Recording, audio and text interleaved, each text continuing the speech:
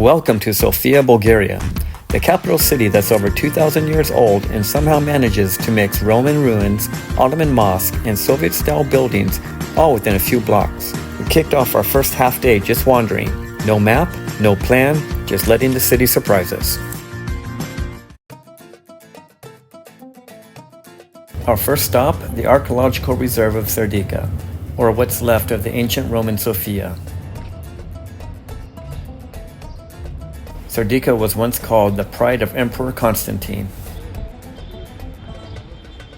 Parts of the ruins were uncovered during construction of the subway. You can still see old Roman streets and house foundations under the modern city. And we don't know why there's a Woodrow Wilson statue. If you know, let us know in the comments. A great way to spend a half day? The Sofia Graffiti Art Tour. One of the coolest ways to see the modern side of the historic city. Sofia walls are covered in political art, surreal murals, and hidden messages, kind of like history meets hip-hop. Sofia has a growing urban art scene supported by local collectives. Many murals change yearly, so every visit feels a little different. The city even has entire building walls dedicated to graffiti art. Tucked behind the government buildings, like it's hiding from history, is the ancient Rotunda Church of St. George. Built in the 4th century, it's one of the oldest buildings in Sofia. You walk in and you instantly feel like you step through a time portal. Inside, frescoes date back to the 10th century. It's built on the site of a Roman bath. It is still used for services today, making it a living piece of history. Right next door is a presidential palace that hosts the changing of the guard. The precision, the uniforms, the straight faces. It's like a real-life TikTok trend called Don't Blink Challenge, Bulgarian edition. The ceremony happens every hour, and the uniforms are inspired by those worn during the Bulgarian monarchy era. The guards are part of Bulgaria's National Guard unit, which dates back to 1879.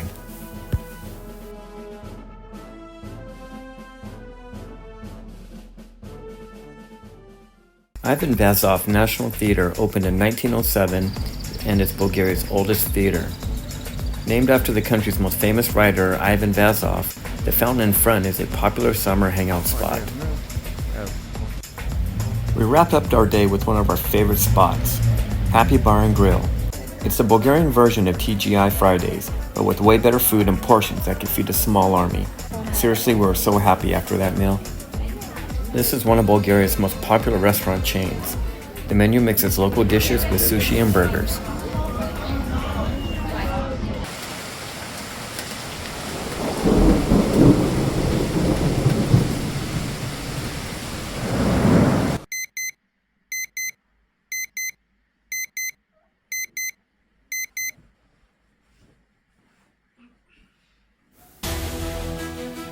Day 2 started with a quick no-weight workout in our apartment. Gotta earn that breakfast, right? We always try to get some kind of workout in the morning.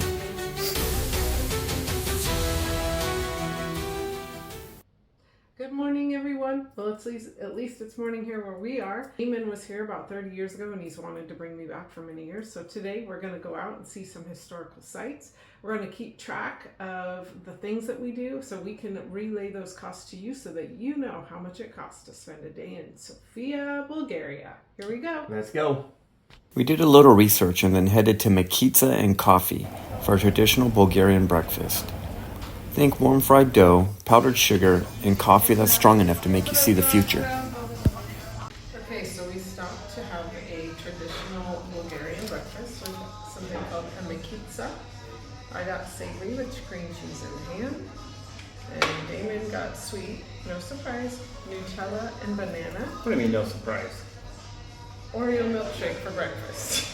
Nothing wrong with that. And I got a iced latte with vegan milk. And our total cost was, you go ahead. $23.45 lev. Interesting about this Oreo milkshake, it's basically milk that was shaken up with Oreo, so it's not even frozen ice cream.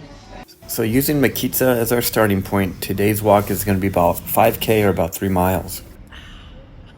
Bottle of water, 120 lev. Our first stop, the Church of St. Nicholas, also known as the Russian Church, It looks like a fairy tale, smells like incense, and feels like you're stepping into a piece of Russian history that somehow teleported to Bulgaria. Built in 1914 for the Russian embassy staff. The crypt beneath houses the remains of Saint Seraphim. Many of the locals come here to write wishes on paper and leave them by his tomb.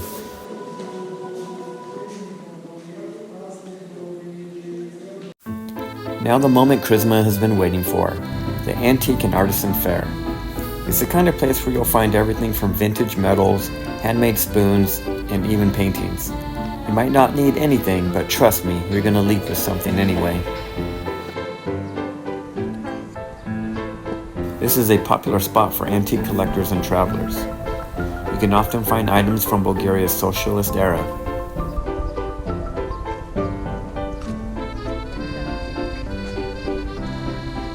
And don't forget, bargaining is always part of the fun.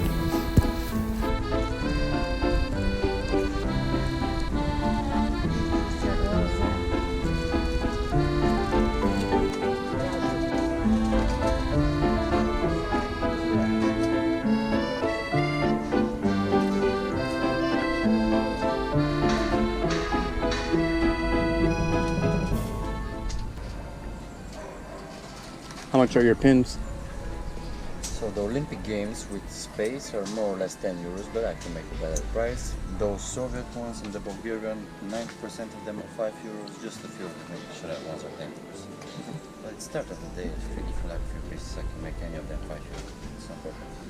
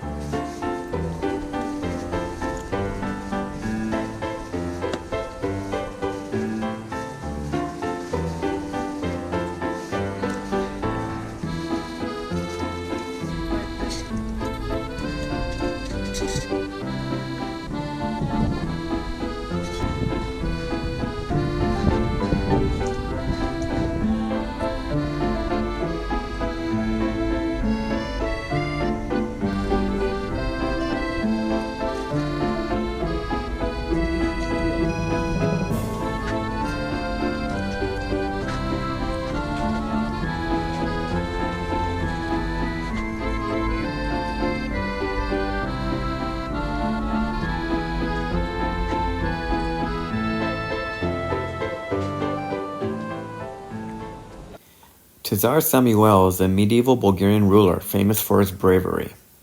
The glowing eyes symbolize his heartbreak after losing his army. He ruled from 997 to 1014 AD. Maybe Sofia's most iconic landmark, St. Alexander Nevsky Cathedral. It's huge, it's golden, and it smells like candles in history. A fun fact, it can hold up to 10,000 people, basically the entire population of her Instagram followers. Construction began in 1882 and was completed in 1912, taking about 30 years to finish. It was built to honor the 200,000 Russian soldiers who died during the Russo-Turkish War, 1877 to 1878, the war that helped liberate Bulgaria from the Ottoman rule. This cathedral symbolizes the deep culture and religious ties between Bulgaria and Russia. It's one of the largest Eastern Orthodox cathedrals in the world and among top 10 by size. Hidden beneath the Grand Cathedral, the Crypt Museum feels like stepping into another world, quieter, cooler, and filled with centuries of spiritual artistry. This underground museum houses one of the largest collections of Orthodox Christian icons in Eastern Europe, spanning from the 9th to the 19th century. As you walk down the marble steps, you'll notice how the sound from the city fades away, replaced by a soft echo of your footsteps and a warm glow of low lights reflecting off golden halos. Each wall is lined with icons, saints, archangels, and biblical scenes, all painted in the unmistakable Orthodox style, rich in symbolism and gold leaf. Many of the icons come from the monasteries and churches across Bulgaria, carefully preserved here to showcase the evolution of Bulgarian religious art. You can trace history through brushstrokes, from the Byzantine influence to the more colorful and emotional Bulgarian Renaissance works. It's quiet and surprisingly moving. Even if you're not religious, you'll feel the weight of the centuries of faith and craftsmanship around you. And here's the best part, it's never crowded. So if you're looking for an off-the-radar spot under one of Bulgaria's busiest landmarks, here it is.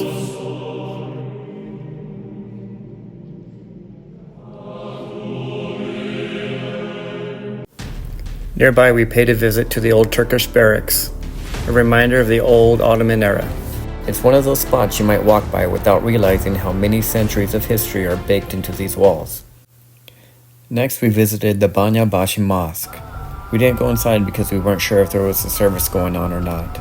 It was designed by the famous Ottoman architect Mimar Sinan, built in 1566 during the Ottoman rule. It's the only working mosque in Sofia today. Its name literally means many baths because it's next to ancient thermal springs. It still serves Sofia's Muslim community today.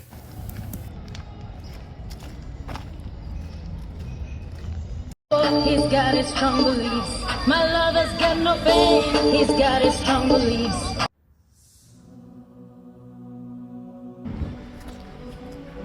Here we have a domed Orthodox church.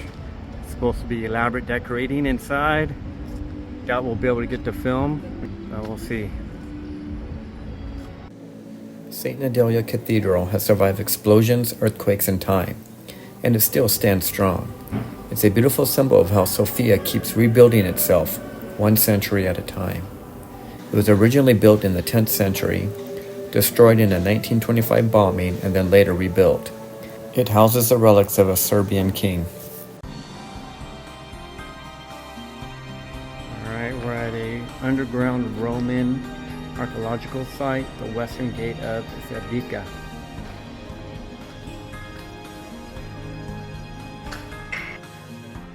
Here's where the western gate of ancient Sardika once stood. If walls could talk, these would probably complain about all the earthquakes and construction over the centuries. It was discovered in the 1970s during construction and once connected Sardika with the Roman road to the Adriatic Sea. This is a water supply and sewer system where their water traveled through the ceramic conduits right there.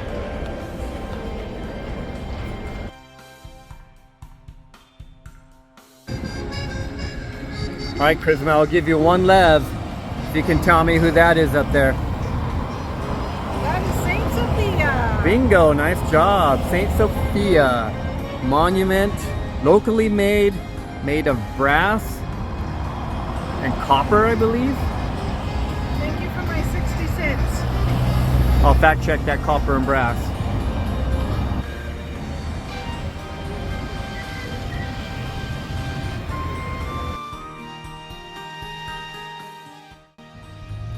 And believe it or not, more Roman ruins. This is the western gate of Sardika.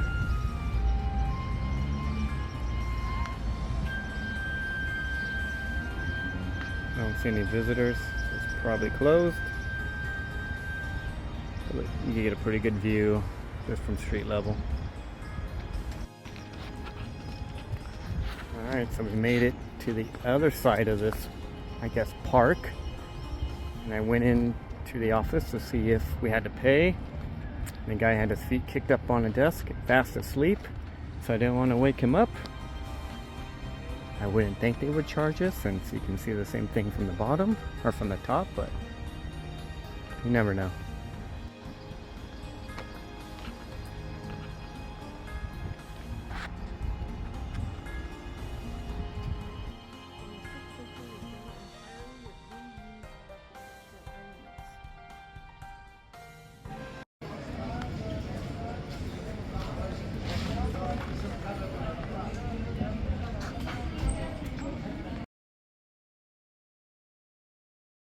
So I ordered a fruit salad and they gave me ice cream on top. Bonus. It's very good.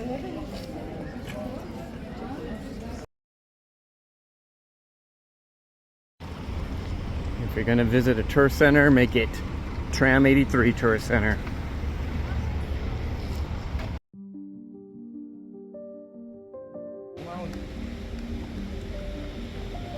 So these are the ruins that were dug up of the old Ottoman baths. From what I understand, they are partially covered by the mosque here. So there are some baths that are underneath that mosque. The baths were built in the 16th century and they functioned until the early 20th century.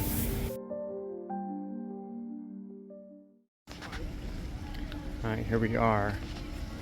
The ancient hot springs of Sardika. Charisma is going to test the temperature and let us know how hot they are. If it's scalding, that's perfect because that's what you take showers in. Ooh, it is hot. Is it hot? Yeah.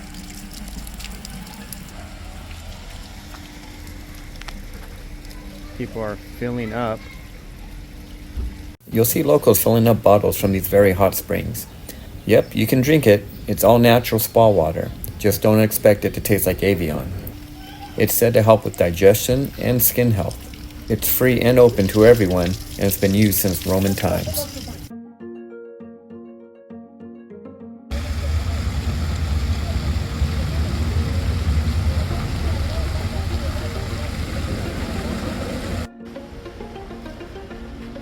Alright, our last planned stop of the day, the Regional History Museum of Sofia.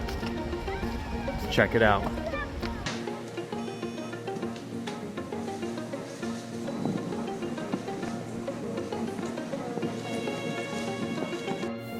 The Regional History Museum used to be a bathhouse, and now it's one of Sofia's most photogenic museums.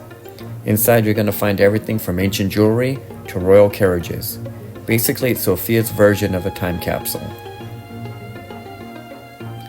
It's housed in the former Central Mineral Baths building. It opened up as a museum in 2015. The exhibits cover prehistoric to modern Bulgarian history.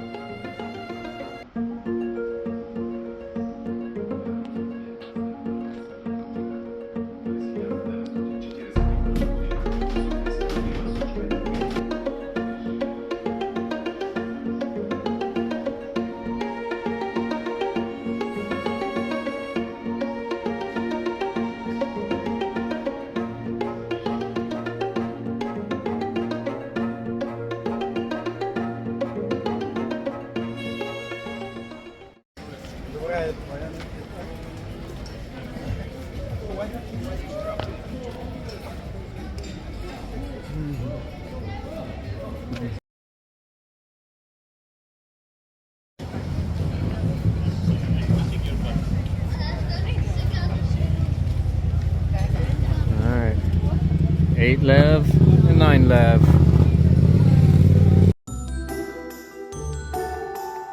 And then we walked straight into a fairy tale, literally. Hans and Gretel is a candy shop that looks like it was designed for sugar-loving elves. You'll walk in for photos and walk out with cavities. It's located near the pedestrian Vitosha Boulevard. This place is known for its whimsical decor and huge lollipops. It's an Instagram famous spot for tourists, and it smells like pure happiness. So we went into Hans and Gretel, which is the cutest little candy shop, and they had these massive cotton candy, but they also had these bubble waffles. So I decided I wanted to have one because we had one in Stockholm. It was really good. I'm not sure what this sauce is, but the ice cream is popcorn flavored, which I've never had before. So wanted to try that. That's really good. Highly recommend.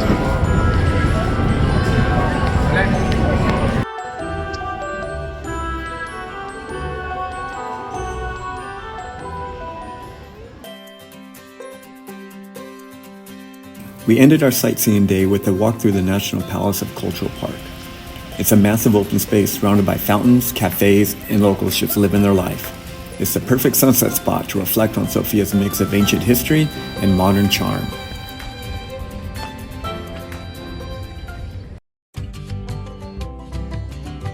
For dinner, we headed to the Izbata Tavern, a cozy, underground-style Bulgarian restaurant that feels like you've been invited to your grandma's kitchen. Izbata means the cellar, which is fitting for the rustic interior. It's known for its hearty traditional dishes like shopska salad and stuffed peppers. Live folk music sometimes adds to the atmosphere here.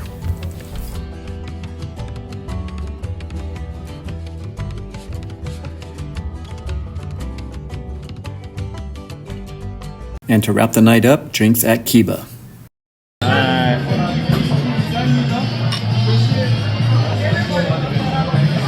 Oh, Sofia! Oh, Sofia!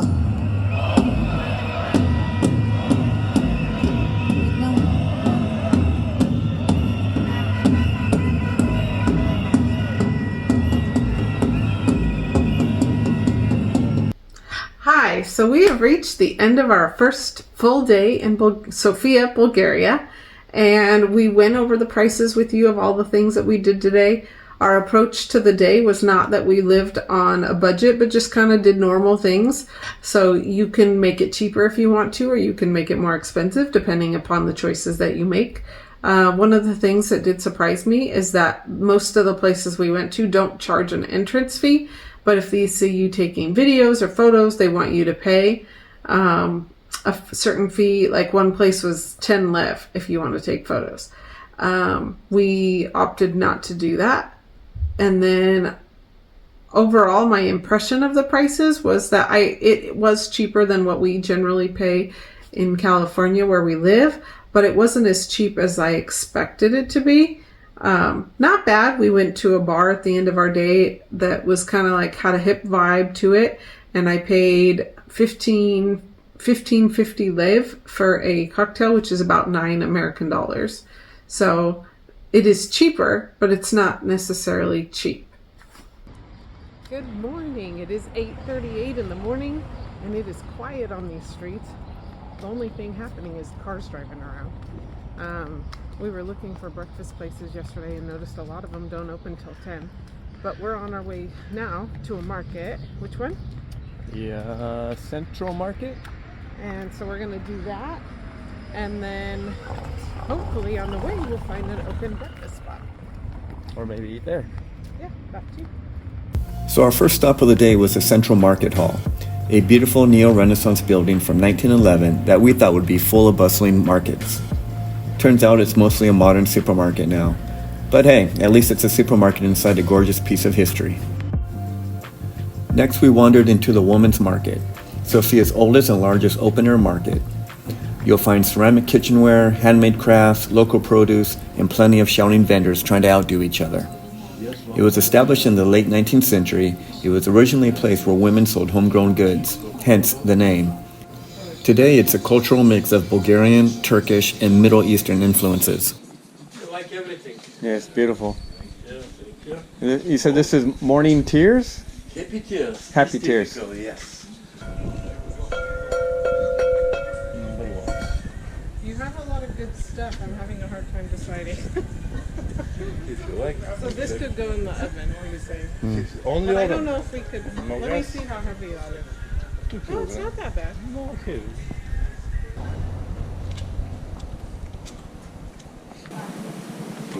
$3.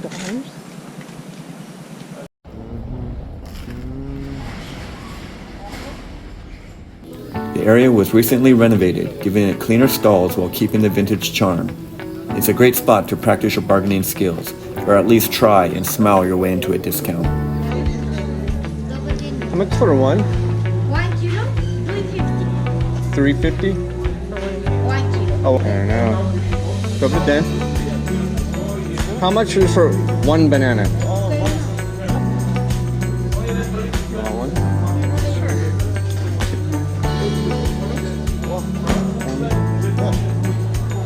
Thank you. Alright, so we got bananas because we wanted to eat from something fresh in the market. And I would say it's good. Tastes like a good old regular banana. 2 for 1 lev. Yeah. 30 cents each, roughly. So cheap little snack. On the way back, we stumbled upon Taras Shevchenko's monument, a tribute to Ukrainian poet and national hero. And right behind it was a World War II bunker, half sunk into the ground. Quick walkthrough in Revival Square on our way to the Mall of Sofia. It's just weird seeing these bunkers throughout the city.